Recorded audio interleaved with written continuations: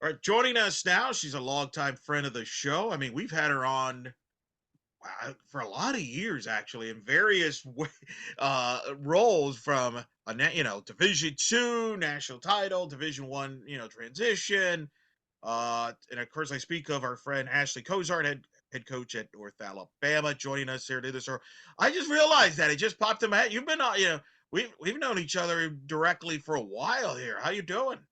Yes, doing great. Loving life. Coaching is gets tough sometimes, but I love it. I love where I'm at. Just love having those relationships. Just the sport in general has grown, and so I definitely can't complain. Very happy. Let's talk a little bit about last year. You went 34-17-1. You got to the ASUN championship day in DeLand, Florida, within a win away of the NCAA tournament. When you've now had time to reflect this offseason and now as you're in the fall, what comes to your mind about last season?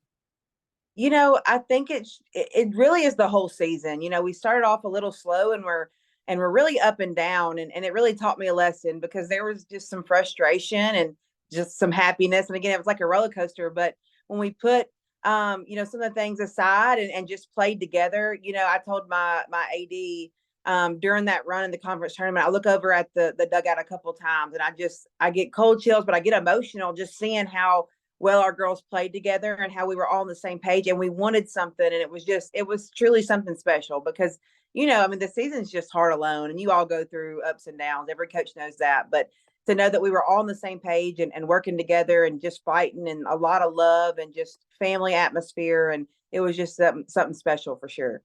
During the regular season, March 14th, you played Alabama. Mhm. What was that atmosphere like? Because I know it was packed. And did that game, in a way, help you moving forward the rest of the year and make that run in the tournament like you did? It absolutely did because Alabama, great program. I mean, we ended up facing Montana Fouts at the end, and that's what we wanted. Our goal was like if we can get Montana out here, then it's going to be a close game and something that we can handle. And so that was our goal, and that happened. And just to know that we faced her, but to face that caliber of team, knew that we can compete with anybody. And that was my most fun game that I've ever been able to coach in. 4,009 fans, the atmosphere. I was talking about it earlier, but I was at the plate meeting with the umpires and Coach Murphy, and then I turn around and I look out, and there's a huge hill in center field, and it was just completely packed. We had a DJ in right center field. We had a huge bounce house for the kids. We had kids lined up to still get autographs, and just to see the amount of people, but just that atmosphere and to be a part of that was amazing. Do you remember what do you like? Did you take a moment to let it all sink in, that atmosphere, like over 4,000 fans, as you mentioned? I mean, that was a great night for the program, great night for the state, etc. Did you allow yourself to take it in for a moment at least?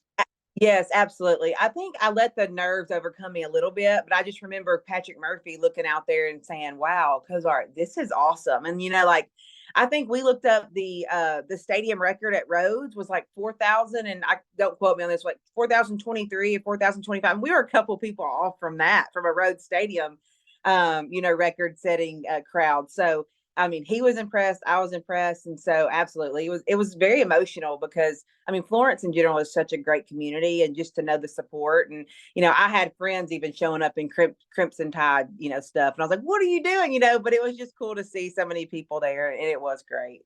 What does it speak of the facility being able to hold that event? Well, actually, we had this game at our Florence Sportsplex. Yeah. So the Florence, the city of Florence, they really helped us out a lot too, and they were able to bring in like a huge ESPN, platform, and so we were able to. It felt like a home game, obviously, but we were able to have more parking out there, and so it was a great partnership with them, and they really helped, our vision come to life. So we didn't actually have it at our stadium just because of our parking, but had it Sure. there, and it was great. Is that something you might do down the road with Florence a little bit, perhaps? Yeah, yes, we are. Now, me and Coach Murphy, he said he would come to us every other year. So we'll go to them this year on February 21st. And then next year he'll come to us, and we'll probably still have it out there just because of how great it went. Yeah, no, that's great to hear. Yeah. That's great to hear. I want it then. Let me take you to the last part of the regular season. You're in Deland. You're playing Stetson. You drop the first game of that series, but you come back to win the last two to win the series. Mhm. How much did that help carry momentum over to the tournament. And did you stay in DeLand since the tournament's already there? Like, are you staying there? Did you go back? Take me through that process, playing Stetson that last weekend, coming bouncing back to win that series, and then make that run in the tournament. Yeah, I'm glad you asked. This is probably my favorite part of the year because I do think it helped us being down there, and when I was looking at when our ASUN schedule came out, I said, we have got the last weekend at Stetson, and then we're gonna have to turn around and fly back. And so as a coaching staff, we were like, what can we do for the betterment of our student athletes? And so we decided to stay down there. And 14 days later, we're in the championship game. But we loved it. And like I said, the funny thing about our season is we were kind of middle of the pack, and only 8 teams make the conference tournament, and so we were middle of the pack, and so we could have easily slipped out of that conference tournament bid. And so our girls knew how important this game was, and so to drop that first game, there's just so many emotions, like we could maybe not make it if we dropped the next two and all that stuff. But I really love how we played that first game. It was really close. I think we led for most of the game, but then coming back and winning those next two. And Stetson had a good year, and I think they had beat some really good teams. And of course, they have, a pitching staff that did really well. So I loved how we played that series. And then, of course, we stayed down there next 3 days. We ended up moving hotels. We wanted to stay on the beach and just take in the full experience for our girls. And again, it was great. I do think that it definitely helped us playing that series there. So looking back, I felt bad for every bad word I said about it. So I'm glad that we did it, and it was a great experience. And of course, being at the beach is great too. I was gonna say, how much you may, I've heard the word the beach there a few times. Definitely took advantage of that. You got to take advantage of that Florida weather and the beach. Yes, absolutely. You make the run Tuesday. You beat Jacksonville on that Tuesday, 5-4. You beat Florida Gulf Coast 6-5. I mean, we're talking one-run games. You beat upset Central Arkansas 2-0 on that Thursday. And that's when I think a lot of people started taking notice. Like, oh, whoa, we better pay attention here. Then you knocked off Liberty on Friday. I mean, those are your two teams that would end up representing the NCAA tournament. Just take me through that run, because all of a sudden people are watching this tournament close. I know I was, because hey, North Alabama could steal a bid from somebody here. Take me through that process, because they're all tight games. Yeah, absolutely. The first two, Jacksonville and Florida Gulf Coast. I mean, Jacksonville went into several extra innings, so we were real close to dropping that game. But again, just our fight. I really think that game gave us so much momentum and heart and just drive. And then Florida Gulf Coast, they're always tough. And we had them for most of the game. We came out hot hitting, and then we started slipping a little bit in the circle, and they scored some runs. And then I think we had a weather delay, and anyways, long story short, we ended up pulling that game out, which again was really close.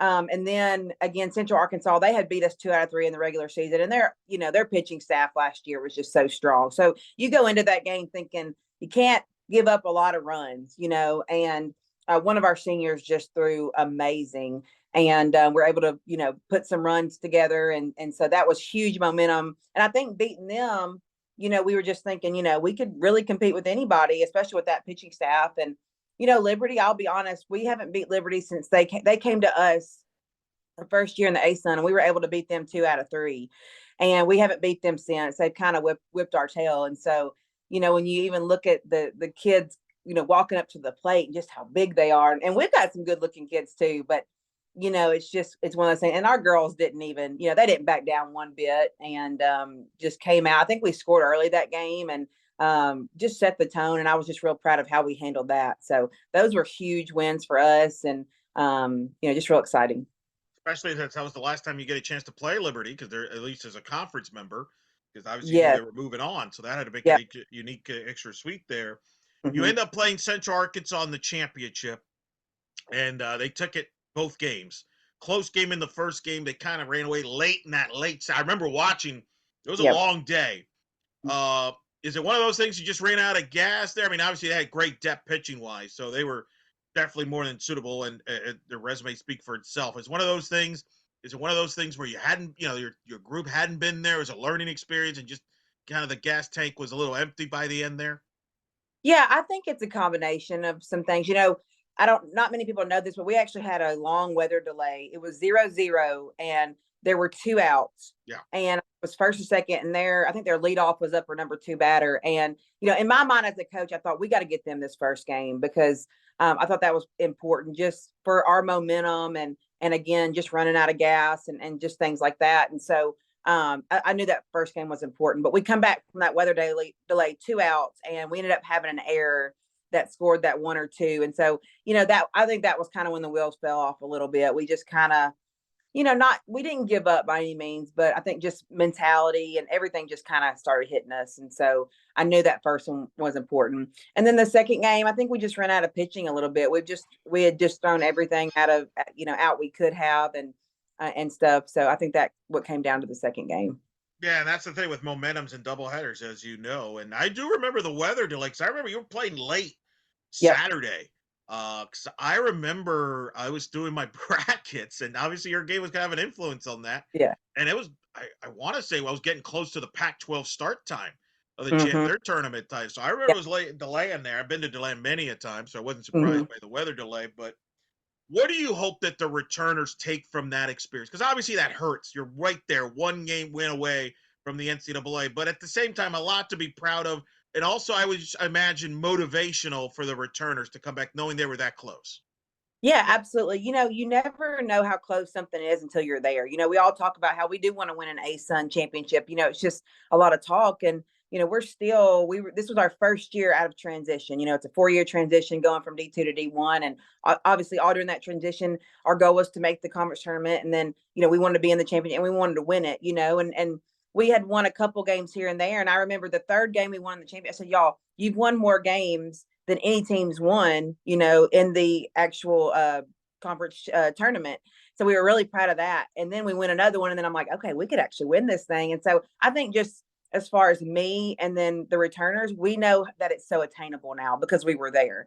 You don't get that feeling until you're there, and we got there. And so I think it's just, it's just a different mentality this year, a different hunger. It's just not, we're just not happy to get there. We want to get there and go all the way. And so that we needed that for our program for sure to experience that and to feel that. What'd you learn about yourself?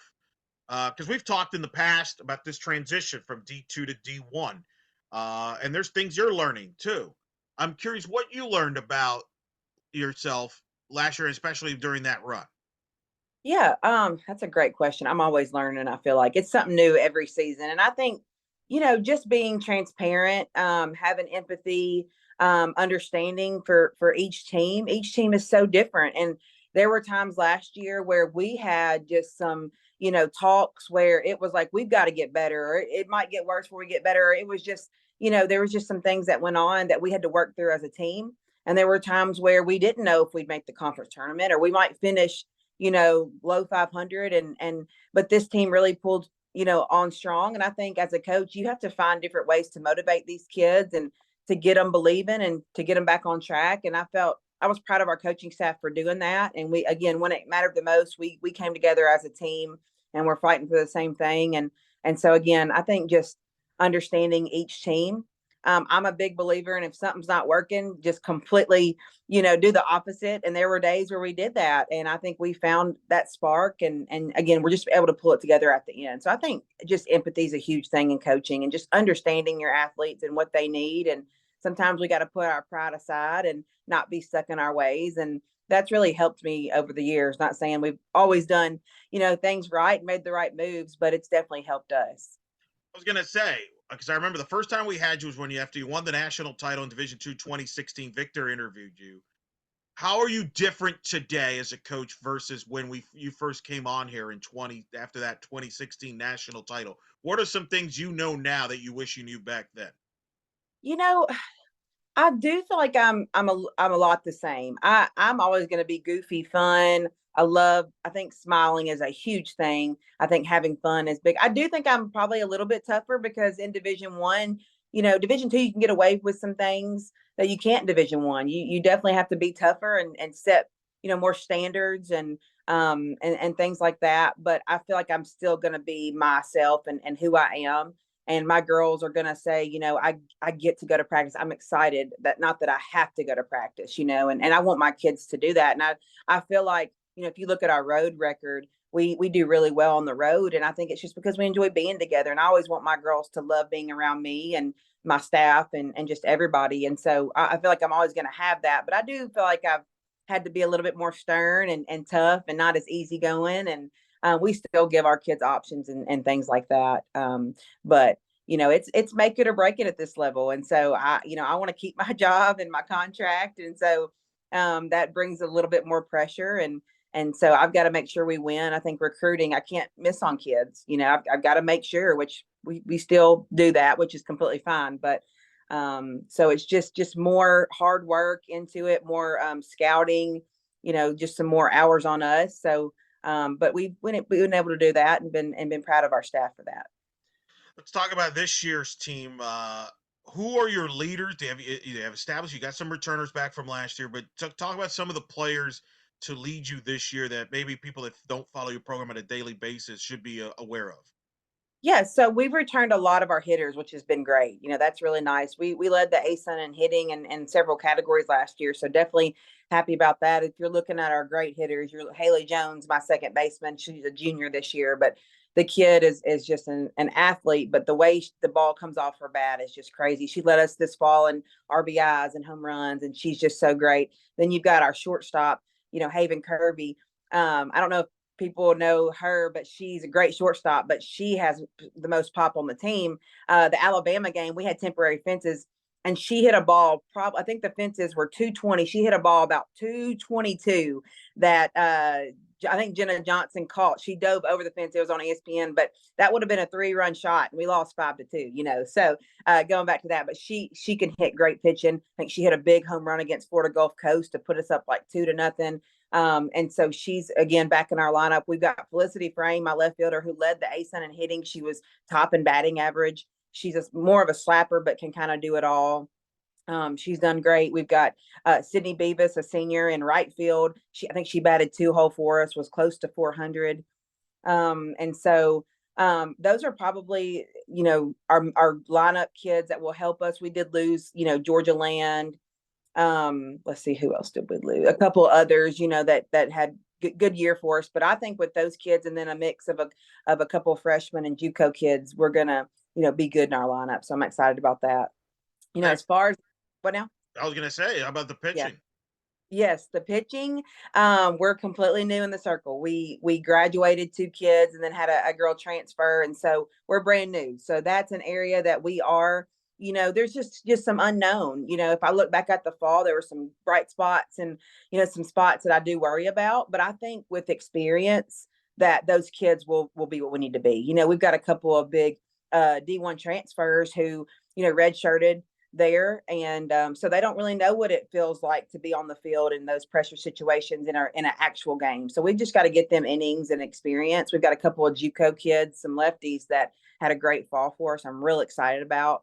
So we have 7 pitchers, which we may pitch by committee this year, and 2-3 innings here and there. Give us your best and rotate them in and out. But if they're rolling, of course, we'll keep them in there. But it may be more of a pitch by committee this year and rotating kids in and out and just see how it goes. It might be one of those things where you go into the season and you might still kind of learn some stuff about your pitchers, maybe that first couple of weekends in non-conference. Absolutely. Yeah, that's how it's going to be for sure. Talk about your staff, the rest of your staff, and what you've got there as a coaching staff and what they do, and your style of coaching. Are you one that likes to delegate? Do you like to have your hands on everything? Kind of describe your style. Yeah, so I like to delegate, but I also this is as much of their team as it is mine.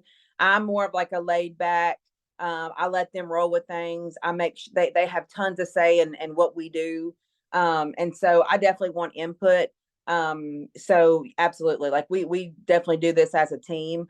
As far as my staff, I'll start with Georgia Land because she was our starting catcher for the last 4 years, led us in hitting, ASUN, all tournament, all conference, the best catcher I've ever had. We added her to the staff this year as a part-time coach. She has been tremendous for us. So that has really, really helped us staff wise.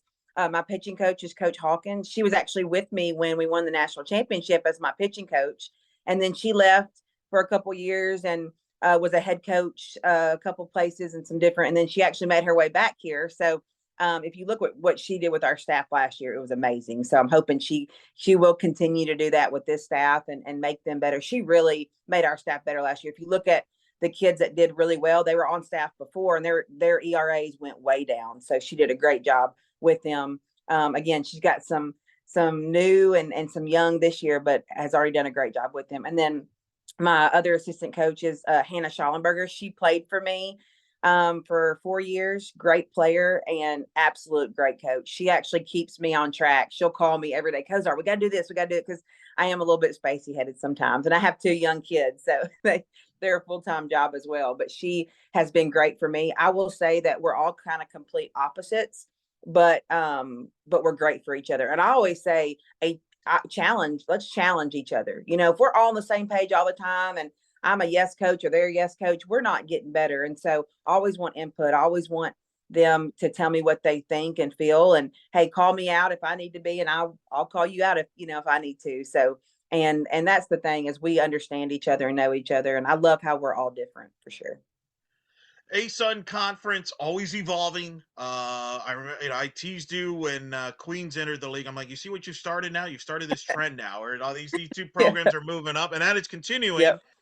Even as we talk, West Georgia is going to join the league here in a Yep. year, and who knows? There's more stuff to come, I'm sure, in Yep. the landscape that is college realignment.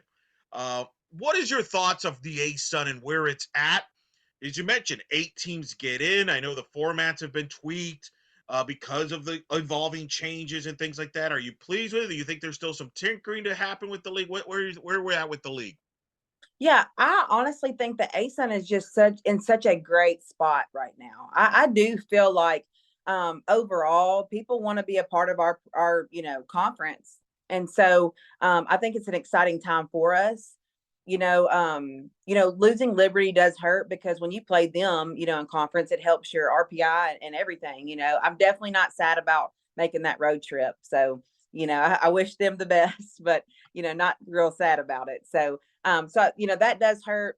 But I think the schools that we are getting are going to help us. We're familiar with West Georgia because they were in Division II. They were in the GSC.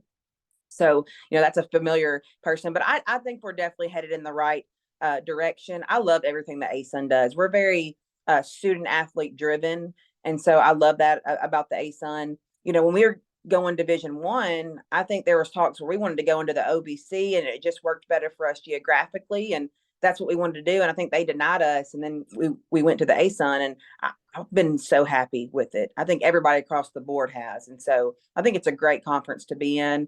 And we're moving in the right direction. I mean, again, for a mid-major conference, we got 2 bids. We've gotten 2 bids the last several years in softball, and so that's huge. That's huge for us. What's the biggest advice? Because you're going to get phone calls from coaches that are going to make this jump from D2 to D1, coming either coming to the ASUN or elsewhere, etc. What advice when they call you and say, "Coach, what advice do you have for me as I make this jump?" What are you going to tell them as far as advice that now that you maybe that you probably wish you would have known maybe at the beginning? You learned going through all this. Yeah, I think, just take a deep breath. Like, it'll be okay. It was very scary at first. I think I remember telling you at one point, I changed who I was because, you think Division I, and there's more pressure. There's all kinds of different things, but I started changing who I was. And I remember, I think that first year, halfway through season, a couple of girls were like, Cozart, you've got to calm down. Like, we're here because we loved you and your personality and who you were. And you're kind of being someone you're not. And again, like, I listened to him and I was like, you're exactly right. Like, I'm not even happy, because I just felt like I had to be something that I really wasn't, and it will all fall into place. What you bring to the table. Also, I think just across the board staff wise, we thought this is going to be a different monster with paperwork and all this stuff. And it has been, tough at times and a struggle, but our admin here has been wonderful. But it really hasn't been as scary as, you would think. But I think just stay within yourself and be true to yourself. And again, what has made you successful and gotten you through those things. And so, don't change that. So I know that's kind of corny and generic, but I wish I would have just relaxed at times and said it's going to fall into place. Do you kind of laugh? Obviously, there's so much movement now and realignment. I mean, my goodness, you got programs from the Pac-12, obviously going to the Big Ten and traveling to the Midwest. You got schools going to the Big 12. Do you part of you? There's a part of you laugh at all that when people are talking about all that, like, You guys think it's hard. Come on, we went from D2 to D1. What are Yeah. you guys complaining about? Is there a part of you that laughs about that? Yeah, a little bit, just because I've actually loved my journey because I've experienced, NAI, and then I went to Division 2, and now I was in such a comfortable spot and happy where I was that going into Division 1, I was able to just experience in a different way than some people do. And so it was a grind at times. And it was, I mean, there was time, and we still don't have everything that we need, and we still go without a ton. And some of these other programs, they have it all. And so kind of seeing that is funny. But yeah, I do laugh at it for sure. Conference tournament this year. Could be near your backyard, in their home state. Just talk about that and the decision from the league going to a neutral site. Yes, I absolutely love that. I'm a big fan of that. In the GSC, we did the same thing. We started going to the neutral site, and it's wonderful. It's in Oxford, Alabama, which is a beautiful stadium there. So great area. I think it's pretty localized. I mean, it's kind of a great middle ground for everybody, and so short drive for us. So we're real happy about that. So a Have you lot of played? our fans will be able to come. Have you played there before? No, we have not as a Okay, program. I so have been there before recruiting and for some other things, but have not played there. So that's going to be huge because I've got friends of mine in the state of Alabama that are softball fans that are going to, because Auburn's hosting the SEC tournament, but they're also going to do the trip, the double dip, do the SEC tournament and do the A Sun because I don't know how the traveling works when it comes to yeah. that, but that's how wild they are in the state of Alabama about softball. How big is this for the state to have the A Sun championship there in that facility, which you mentioned is a facility that keeps getting on the rise as far as notoriety. They've hosted many championships. They've hosted Division 2 national, but they're hosting bigger and bigger events every year. Yeah, I mean, I'll be on. Alabama's the place to be for softball. I was a coach in Kentucky before here, and I recruited Alabama kids to come to Kentucky, which was really hard to do, But when the job opened up, I was like, I need to just go to Alabama because it's a hotbed for softball talent. It's a softball state, and it's just a fun place for softball. But we just do things right here, and I think getting the tournament here is huge again for the state in general. But a lot of our fans will be able to come. A lot of, hopefully anybody that's looking at our program, this is going to be, huge for us. So we're really excited about it. But I know they'll do it right, and the facilities there are great, and so it'll be a fun tournament. Conference formats, any changes, or is it pretty much status quo? Is everybody pleased with how the format looks as far as the regular season scheduling and the conference tournament format? Yeah, I think, we had a conference call not too long ago. I think a big thing that we're wanting to move to is the 3-game series on the single days. Like right Single now day. we do, yes, not right now we do 2 games on Saturday, one on Sunday. And so there's been a big motion to put forward. They want the single games. And so this year we can actually agree to it as the two teams. If we agree on the single games, we can, but if we don't, then we'll still do the doubleheader and the single. But I think as far as next year, we have to do the 3 games. So I actually enjoy the 2-1, but I'm kind of old school. I'm coming from Division 2, so I do think as far as doing the single games, if you have that dominating pitcher, you can work the system a little bit more with that. But again, I've never really done the 3 single games, so it'll be interesting to see how it goes. But So this year it's optional, yes, it and the is. two teams would have to agree to the format. How far in advance? Like before the season, the week leading in? How would that? Yeah, I think just before the season, yes, but Okay, before the season. probably right now and maybe December, January, just set it, because umpires are going to have to know and admin and working those games. I think for the most part, it's probably all set right now. And some teams have asked me and we've declined, so we're probably going to stick with the 2 and the 1. But next year we'll have to go to it. But I will say across the board, everybody pretty much wanted to do the three single games. Interesting. Yes, but you think, you've got to go down a day earlier, it's going to cost more money and just things like that. So it's not just, strategy, but it's also, budget, financial things too. So I know baseball does it now. So, but yeah, something we'll have to get used to next year. So 2025, it'll be Mhm. single game, 3 game Yes, series, throughout mandatory. yes, right, Okay. mandatory. Is it? Yes. Did they want to give everybody an extra year to prepare for that? Is that why this year it's optional versus trying to implement it this year? I think so. This Yeah. is something they've actually put in, and the athletic directors have voted on it. And so I don't think that they have, I don't think they've all been on the same page with that. So it's been kind of shot down the last couple of years. So Okay. I think it's just now being said yes by the ADs and the admin across the board and stuff like that. Interesting. I'm Yes. fascinated by that. Yep. Yeah, I know you and I are the last, groups of the 2 and 1. I mean, I grew. That's how I got Yep. when I got in. It was like just getting used to doing double headers. Now, Yeah. I mean, double headers have become almost like species in a way Yes. in the You're sport. It's right. kind of wild, isn't it? Like No. Yep. it's It'll just be kind of weird just playing one game and then, oh, we're done, come yeah. back tomorrow. So I got to get used to it. So, and I'm an advocate for more teams in the conference tournament, but I know some coaches, don't like that, which I can see both sides, but our conference has been so tough that I think that a lot of really good teams haven't got in if you're taking those top 8. And you see it all the time in different sports, how that lower seeded team comes through and, it's a Cinderella story and they ended up making a run, but I also understand, having a cutoff and, you got to reward teams for having great regular seasons. So I see both sides. You're not the first coach in the league that's told me they wanted more teams because they feel with the imbalanced schedules that some Mm-hmm. teams are going to eventually have more tougher schedules than maybe others, and why not Yep. just let more in and all that. So you're not the first to have brought that Mm-hmm. up, but we're staying at 8 for now. Is basically the Yes. okay. Yep. Staying at 8. Mm-hmm. Uh, Non-conference schedule. Does your philosophy change at all based on what the league is looking like in a year as you're adding teams, as you mentioned within the league? You mentioned, Queens last year. You could add West Georgia next. Does that change? How much does that change your non-conference scheduling philosophy? Yeah, we always have a pretty tough schedule. I think if you look, I have been really proud of this as a program, but our RPI has been really strong the last couple of years. And my boss has said, we've had some good years, but also we're not playing cupcake teams. We're playing tough teams. And so I really do try to have a balance. I will say this year we probably have the toughest mid-major schedule than we've ever played. We've had some teams we've played that have been easy. We have no easy teams this year, which I think coming off of last year and getting that taste of, hey, we can win a conference championship, it made me want to schedule harder because I think it's just going to prepare us more.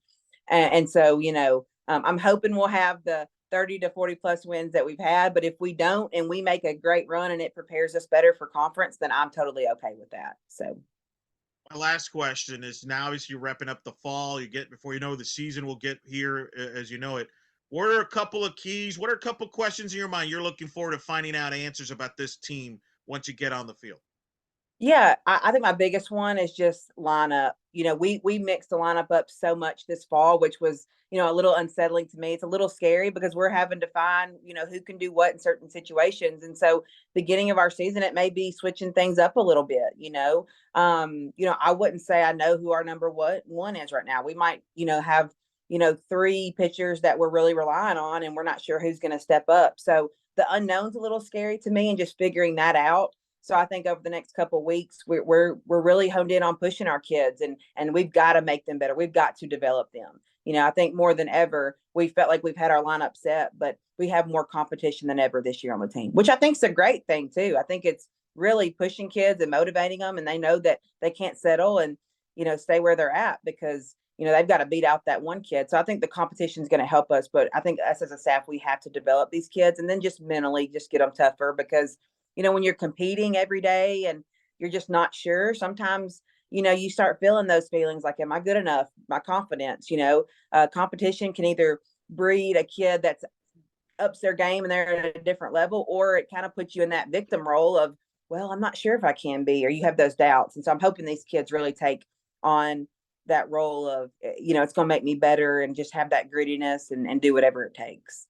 And I would imagine, do you sense a much more confident group from the returners with the success you had last year with the run in the conference? I got to believe that brings that extra confidence that you can't duplicate in practice. Am I in the right direction there? It definitely does. I think the returners they've taken on a leadership role that I didn't see as much last year, and so and I think that they've told the kids about this, and they know there's if we've had a tough practice, they know what works in the ASUN and what will beat these teams. They know that we can't settle, and they know, hey, if we can't play like this in the spring or this will happen. And so they've really set that tone for them. And absolutely you can see the confidence and just it's more of in a leadership role. And I love how that they're talking to these new kids. And sometimes I always say if I don't have to coach as much, then you've got good leaders and they're doing the right thing. And this team has definitely have great leaders and are doing that.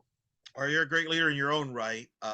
You've done a great job there. We're big fans. We always enjoy having you on. Thanks for coming on and talking to us like you always have through the years. Like I said, the first time we had you on was when you won the national title back 2016. We've kind of followed your track, so we're always kind of invested in that. But good luck this upcoming season. Thanks for coming on. We'll definitely be in touch and talk throughout the season and beyond. And but glad you always glad you always talk to us. Thanks for coming on. Absolutely. Thank you for believing in us and the program, all the sweet things. You make us as coaches just want to continue going, and it's a lot of fun. And I just appreciate you investing in softball and as coaches.